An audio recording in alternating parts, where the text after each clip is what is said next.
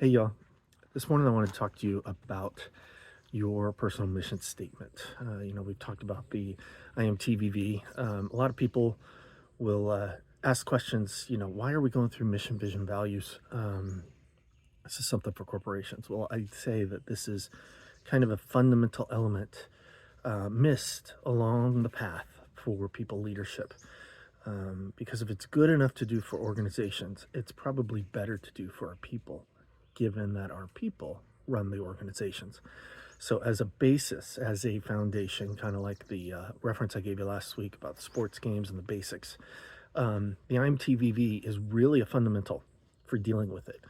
Now, of course, it's important in corporations. All of these are.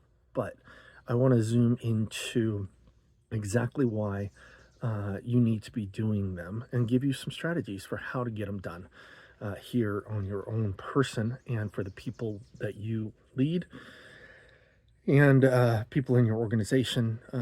This is, bar none, I think more important than personality tests, anything else, although I think those have value.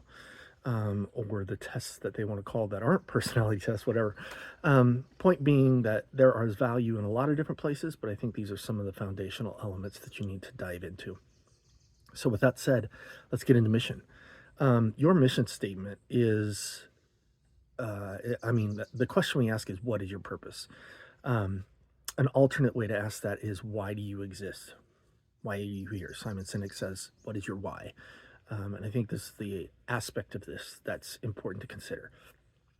You can whittle that down to a statement or two in time, but I think you need, or we all need, should I say, a strategy on how to get there. So, being the analytical guy that I am,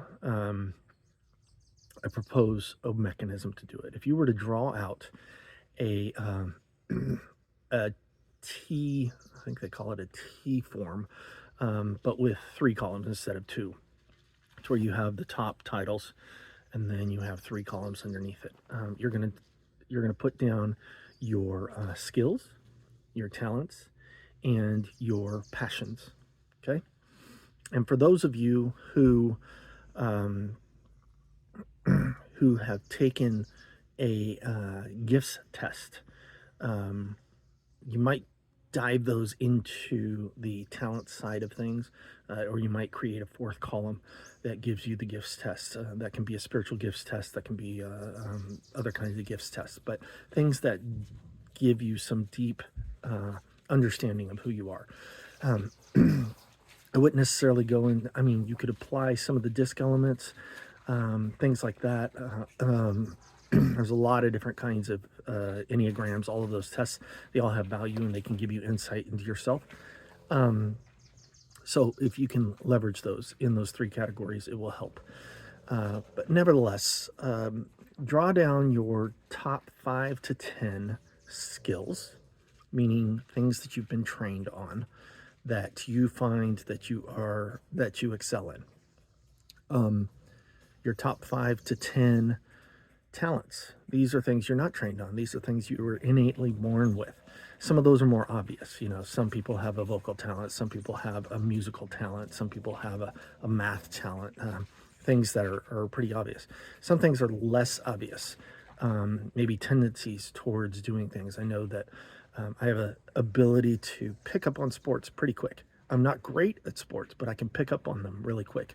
In fact, I would say that generally I'm good at picking up on things in a rapid fashion. So find those talents that you are innately born with that you could put down there, top 5 to 10.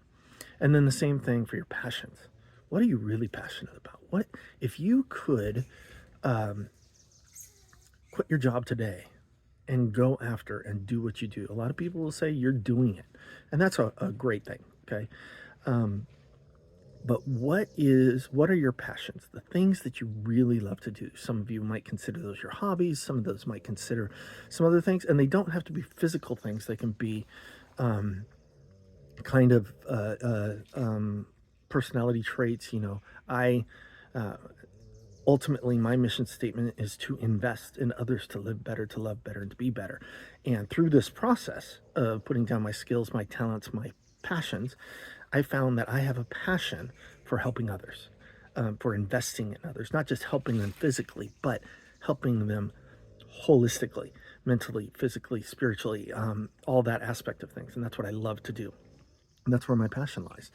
Um, and when I found that out, it completely shifted my career path upside down. I had been a technical engineer for many years, and it was time for me to really invest in people the way that I wanted to. That's the reason why I've engaged in the channel, engaged in people leadership, engaged in a lot of different areas in my life of people leadership.